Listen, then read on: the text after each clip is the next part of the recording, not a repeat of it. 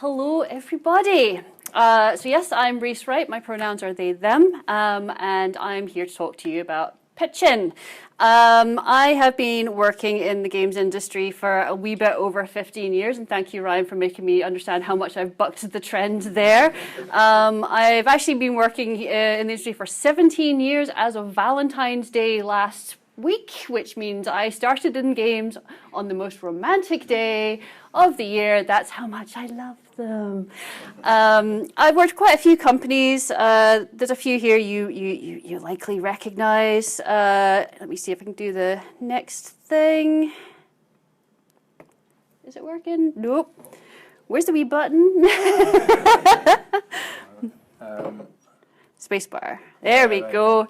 So yeah, I've been knocking around for quite a wee while, worked mostly for a lot of different publishers and a few other, one indie dev and a sort of a company that was set up specifically to try and help people avoid working with publishers.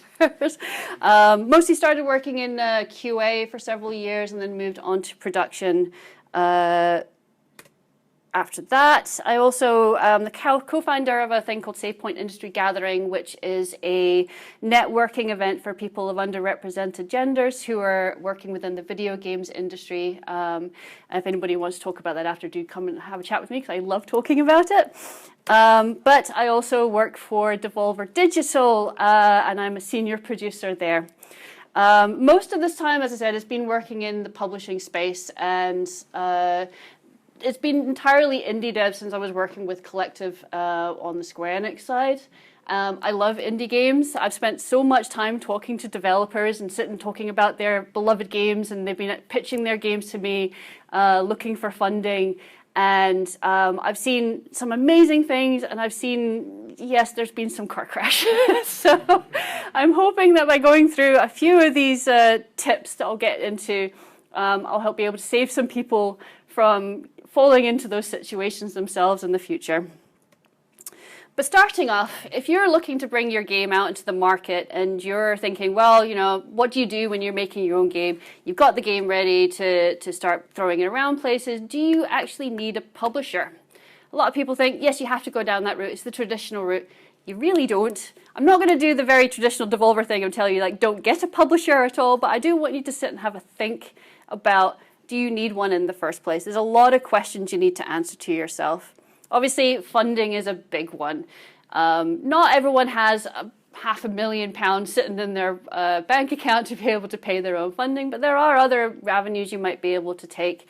There's grants that you might be able to get. There's you may be able to get investment into your studio. You may be able to crowdfund. These are all ways to go about it. You may not actually need to talk to a publisher. These are questions you need to be asking, though. Do you have everything you need to be able to move forward as far as your funding goes? Do you have the hardware you need? Do you want to be bringing it out on other consoles? Do you have the funding to be able to pay for your licenses to be able to do that? Yes, it's still quite expensive, but if you're just making a Steam game, you might not really need that much money to be able to get it out. Big ones, do you have a following? A lot of the big things that a publisher can bring to you, and especially a publisher like Devolver, I think everyone thinks Devolver releases everything and it's instantly gold. Everyone knows the things that we put out there, and by getting under that, you're instantly become a success. But honestly, you don't necessarily need that. There are plenty of games that go out there without any publishing model behind them, and they're able to be a fantastic success because the developers are building a fantastic game. They've managed to build their own following just through doing things on Reddit or their Twitter, just from taking it around to different events. You may be able to do all these things yourself without having to give up a large amount of your revenue to a publisher. How are you feeling about your marketing? This is not a thing that a lot of developers will be sitting there thinking. They're not sitting there thinking, like, how am I going to pull all this together? How do I con people into buying my game? You know, that's just what marketing really comes down to. But some people are just naturally talented at it. If you're able to do that, fantastic.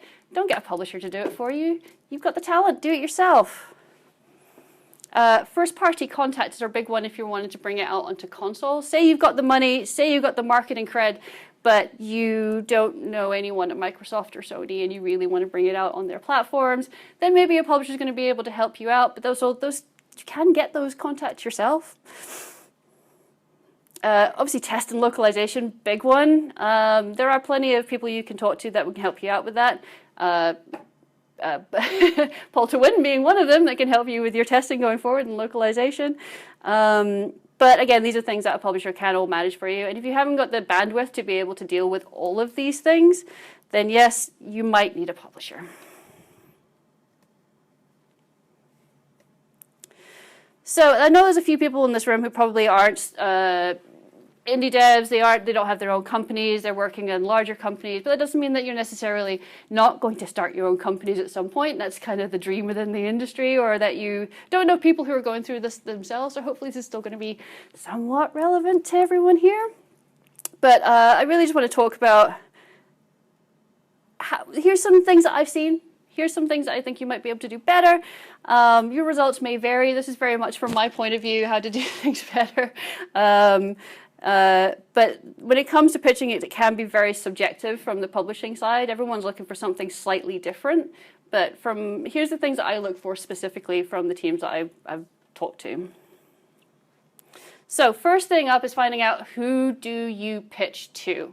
This can be the hardest thing about getting your game out there. You have your game, you know who you want to get funding for it, but you don't know where to go with it after that. It's quite difficult, I think, to find some publishers, and it's quite difficult to figure out where you can go with that. So here's a little rundown of how to find the right fits. Research is huge. There are so many options out there now for publishing. And there seems to be new indie publishers popping up weekly these days. Obviously, there's a lot of really big names out there. Obviously, Devolver being one of them, but there's plenty of fantastic options there. But you really need to look at all of them and look at their catalogs and look at who's the people who are working there, and take a really deep look at their catalog and your game and see if it's a fit. Now, a lot of developers take the scatter approach, like the shotgun of just like, I'm sending it to everybody. That's a very quick way to not only get your game completely ignored, because there's a lot of people who just, it's not their type of game. They would never publish that kind of thing. But it also kind of gets you on a bit of a shit list, because they're like, oh, this person's not paying attention to us. They're just mass mailing everyone.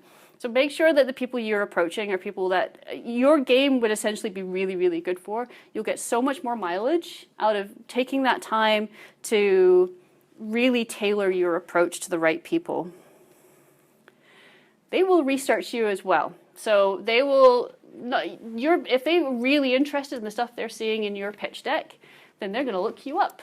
If they can't find anything about you on the internet at all, well, it doesn't look great. They're going to look up your LinkedIn, they're going to look for your company page, they're going to look for games that you've worked on previously. So it's really important that you have something out there showing that you're a legit company. Finding a way to get in touch with publishers can sometimes be the hardest part. It's not that everything's opaque necessarily, though some certainly are, but there's no one hub that fits everything. You can go to a lot of developer sites, and some of them have a pitching thing. You can reach out to people via LinkedIn. It's actually surprisingly useful. I know we all kind of hate LinkedIn as a social network, but for things like this, it can actually be quite good to be able to find people that work at specific companies and send them a message. I will say, don't make the cardinal mistake of just sending someone a connection request without a message on LinkedIn. You will definitely get ignored. But if you want to reach out to someone with a pitch or some kind of business reach out, put it in the message when you're sending it out saying, hey, I am blah, I would like to talk to you about this. If you're interested, let's connect. And you'll get it so much further. But always keep it very professional in your communications. Even though there are certainly publishers that have a reputation for being a little bit wild and crazy, that doesn't mean you need to be like effing and blinding and whatever in all of your communications with them. Just, keep it nice and clean, and yeah, you're more likely to get a response. All right. Yeah, there we go. So you found your publishers, you found the ones that you know that they could be definitely interested in your game, you figured out how to get in touch with them. Now what? Okay, you need a pitch doc. We all know this. Everybody hates making them, but they are really important. The pitch doc is your intro to the game, and it's an art form unto itself. It really is.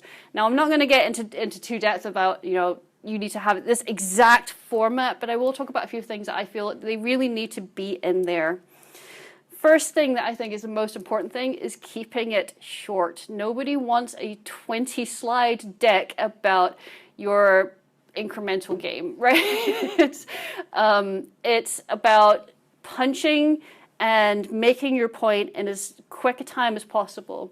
Now, a lot of these things are going to relate back to a very simple fact, is that people that work at publishers are both very busy and they receive a lot of pitches, and you need to make the biggest impact you can make in the shortest amount of time that you can make so that they will then remember it and want to move forward to it. If they have to wade through a whole bunch of stuff for a lot of information, you're probably not going to get read. Make it pretty. We work in the video games industry. We've got some gorgeous, gorgeous stuff that we can show. Now, understandably, quite often, if you're early enough in the game, you don't have fantastic art to be able to show. But what you can show is maybe map designs that you've drawn out, or concept art that you're looking at and being like, it will look something like this. It really needs to be visual. Don't put tons and tons and tons of words. Don't describe, show. If you're able to, if your game's at a point where you can put GIFs in it, God, we love a good GIF. show me GIFs, show me videos. This is the medium that we work in, and we need to have our eyes glued to what you're making. So make it gorgeous, and you will definitely get some attention. When it comes to the text that goes in there, this isn't about why you're making the game. It isn't the description of the story or the meaning behind the characters or what you're expecting the players to feel. This is what you're trying to tell people. You're trying to tell the publisher why people will buy your game. And that's it. You need to say, my game does this better than these games, and that's why people will buy it. Or my game will grab these people's heartstrings and they will be unable to stop playing it, and that is why they'll buy it. This is the most important thing, and I see this mistake over and over again, is that when it's your passion, when it's your baby that you've been working on, you want to talk everything about it and about, the story that you're going on and where it all came from. No. You can have that conversation with them once they've agreed to pick it up, but first you need to tell them why they're going to make money by funding your game. Another thing I often see is not including what you're actually looking for from the publisher.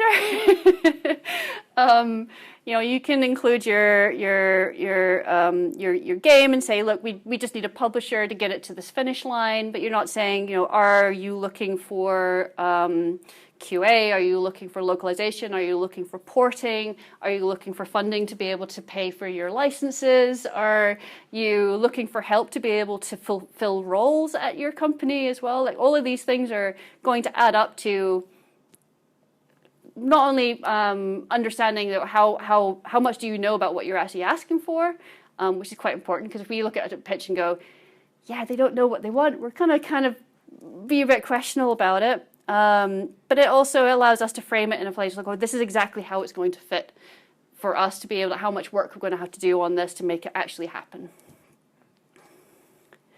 Another big one is including the team size and the experience. I want to know who's making it. I want to know what you've done before. I want to be excited about the people who are working on a game. If you've never worked on a thing before, there's actually a lot of things you can do around that will still be quite interesting. Like maybe you've made some excellent student projects, but you've won some awards for, or you've worked in some fantastic game jams, or you have mentors who are, you know, quite well known in the industry that you spend time with. Like, there's a lot you can put in outside of, you know, I'm making my first game and I have no experience at all, but give me something to understand who you are and why you're the right person for making this game. Money and timeline. If your pitch deck doesn't have that, then you know you're not going to get very far. How much do you want, and how long will it take to make it? I have seen people forget to put that in. That's the number one thing that you need to have in there.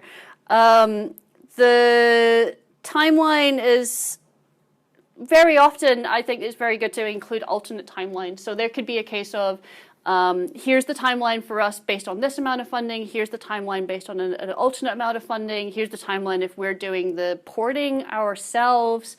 Here's our timeline to early access. You know, you can have more than one. I think is fine if you're feeling pretty confident with the publisher that you're talking to. But yeah, it's also important that it be realistic. So if you're not really sure, just kind of check it with a couple of people and say, does this seem like we could actually get this game out in 2 months for this massively multiplayer online game that's going to be on multi-platforms? Generally, someone quite experienced would go, you might want to stretch it out just a little bit. This is another thing that people in the publishing space will have a pretty good grasp on how long things should take, and it's really just knowing that you understand exactly what they also understand of the amount of work that there's to go in there. All right, so how do you get the attention of the publishers? So when you reach out to them with your idea of what your game is, you need to show them right off the bat why your game fits with what in your initial request. Now, there'll be a lot of things you can do, like you're sending an email out to them on LinkedIn, you're going through some meeting app for a conference that you're at, that there's a bunch of publishers at, and actually at the end of this deck I do have some resources on different events that are happening around the world, so if you are looking to bring your game to a lot of publishers, there's usually a lot of different meeting systems at different events that you can go to. But on all of those, you have to pre-book, and you have to send them a message, and you have to grab their attention right away because they'll be getting hundreds of these messages. So you need to tell them immediately, this is my game, this is why you want it, so that they will want to continue talking to you. It can be quite nerve-wracking because there's a certain amount of, you don't want to put them off, so you maybe don't tell them everything right away just in case you're not sure if it's going to work. But if you don't give them enough information, then it's going to be an instant. They're not going to want to talk. Videos. This comes back to what I was saying in the pitch deck with GIFs. If you have a video that you can share, it can be listed on YouTube. It could be hosted on Google Drive, whatever you want to be able to make sure this is somewhere that's secure and isn't accessible to everyone. But it's really helpful for anyone to look at it and be like, okay, I get what you're going for here. Now, understandably, not everyone has a vertical slice that's already pretty and perfect by the time that they're wanting to start talking to publishers. But what you can do, publishers also understand that, yeah, games don't look pretty until the end. We've worked on a couple of them, so we kind of get it. But if we're able to see enough of the core gameplay and why it's fun on your video, then that works too. Also, don't hold back on sharing the pitch doc. I see this far too often where a developer will reach out and say, hey, we really want to meet with you, but we can't tell you about the game until we talk to you. And they won't show you the deck, or they'll maybe show you a video, but they won't show you what the game is about. Don't do that. You're just almost guaranteeing that you're wasting both of your time. Because if they can walk into it and go no straight away, why have you set up the meeting? So don't feel worried about sharing your deck. It's okay to ask if you want to set up an NDA before you start talking about it. Most places understand it. It does slow things down, obviously, but also for your own security, that's not a problem. But just make sure you're getting the deck out there as soon as you can. And this comes back to what I was saying before about being researched. Have something up there. Twitter is, understandably slowly disappearing, but while it's still around, having a company Twitter account or, even your personal Twitter account, just make sure it's, acceptable. Because they will look at it and, there's definitely been points where, we've questioned whether we want to talk to someone based on things that have been on their Twitter account. And yeah, I mean, and also, if you've been put up for any kind of interviews, that's really cool to see. If someone searches your name and they see you've done an article on IGN, or you've won an award, you've gotten like a Game Dev Hero award or something like that. Like all of these things are basically PR. And I know PR feels like a dirty word for a lot of devs, but go out and push yourself into these things. Get yourself nominated for awards. Do these interviews, because all of these things help you to get funding. All right, the big day's come. You've got the meeting. They're interested. How do we move forward? Well, first thing first, be on time. Oh, please be on time. We understand that if you're going to an event where you're just doing meeting after meeting after meeting, yes, it can be tiring. Sometimes if you're at something like Gamescom where you have to run from one end of the building to the other, and it's about 1.5 miles from one side to the other. Yeah, just let people know if you're running a little late. Just message them. It's really important that you do it because, again, they've probably got the same issues. I say this, again, as someone who has experienced people not doing this a lot. So please. Okay, big one. Be presentable. It does feel a little bit awkward to say this. Your game can be fantastic and your pitch can be fantastic, but you also need to not look like you've just been dragged out of a hedge. Nice shirt, clean hair, that kind of thing. One big thing here, and I feel really bad about this one, but it is also something that comes up frequently, is that in this industry, we meet a lot of people, devs meet a lot of people. You go to these things, you're networking all the time.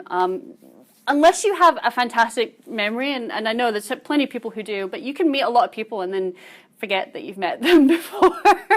And sometimes you'll have a pitch meeting with someone that you may have pitched to 5-10 years ago, and they don't remember that they've met you before. And don't get bent out of shape about it. It happens. There's just a lot of people in this industry. As someone who has recently changed my name and have been reintroduced to people again since they'd known me previously, I've had a lot of this coming from my side of them not knowing who I am. And I'm like, it's fine. I've also had people who I've met before and I've not remembered, and they've just been kind of iffy about it. So just let it go. It's okay. The meeting you're having right now is the important one, not the one that you had previously. Bringing something playable is really, really useful, but you may not have time to show it. A lot of times they go, okay, we've got our pitch deck, we've sent it to them, all we're going to do is spend the entire meeting playing the game, and then there's technical issues, or you want to ask questions and you're stuck kind of playing the game and you can't really talk over it very clearly because it's a noisy space, or you end up losing the ability to get to know the devs because you spend all your time playing the demo. I think it's nice to have it, but keep it down to like a 5-minute or 10-minute demo max. Not okay, you just need to play for like 20 minutes to really get past the tutorial to really understand how the gameplay goes. If that's your demo, then send that to them to play after the meeting, after you've told them why it's a fantastic game. Again, this is a great place for GIFs and videos to showcase your game to the best that it can be. Big one. Have fun. I know it's really stressful. It's stressful for devs. It can be stressful for publishers too. But it is, honestly, it's a really nice opportunity to get to know people and get to see people talking about things they're passionate about and make those connections. This is basically, yes, money's involved, but it's also networking, and it's networking that can be quite relaxed and friendly, and you can get to know people quite well through these things, so don't take it too seriously. All right, so you've had your pitch meeting, it's gone okay. What do you do next? Big thing is following up within 2 weeks. You should have swapped your details, even if they've told you, we'll get back to you, and you don't hear anything, message them. That doesn't mean that it doesn't always mean that they're not interested. It may also mean that they've just got a lot of things going on. They may also be just waiting to see, okay, who actually is ready to talk to us and then get back to you. So, it's just nice to check in and be like, hey, how's it going? It was nice talking to you. Even your unsuccessful meetings, and I say this, like, even if right at the meeting they said, I'm sorry, this isn't for us, it's good for you to reach out just to be like, hey, it was lovely meeting you. I'm sorry this didn't quite work out, but hopefully we'll be able to talk again in the future, because you never know, your next game might be perfect for that publisher, and you don't want to lose that connection. Always ask how they'd like to be sent things. I say this because it's sometimes they'll prefer things to be sent through a company FTP. Sometimes they'll want it to be sent via a website. Sometimes they're happy for you just to send a Google Drive link. But always ask before you send stuff over, just because it'll just save a bit of time if they have any weird IT issues with certain things that you want to send it with. It just saves time. And yeah, always check back if you're waiting for a response. So if you've asked a question or they've said, oh, we'll look into this for you, and you don't hear anything for ages, again, just check back. Producers, biz dev people are just as capable of getting completely forgetful responding to people as anybody else is. So it's always best to just give them a wee email. Be like, hey, how's it going? And yeah, that is really about it. The last wee thing here, I just have a couple of links, which I think we should be able to share the decks maybe, yeah, in the email. Just with a couple of things that were really useful for me and for a lot of the devs that I've worked with. The Events for Gamers site is basically just a big list of all of the large gaming events that happen around the world. I really highly recommend going to a few events if you can. They are expensive, but they can make a huge difference to being able to make those connections with people. There's a couple of really good events coming up in the UK. We've got WASD happening in London at the end of next month. There's Develop Brighton as well coming up June or July. So like things like that, being able to go and just like meet other developers and also meet publishers are really useful. The Global Games Industry Guide there is this incredible Trello board, and a lot of people hear Trello and they go, "Oh no, production tools!" But it's this huge resource of publishers and different events that are happening, and resources, different freelancers, QA companies. It's just basically almost like a yellow pages for the games industry. And yeah, it's super useful if you need to find who you can actually talk to and how you can get a hold of them. And yeah, I hope that was kind of interesting. And yeah, it was lovely doing this with you. Thanks.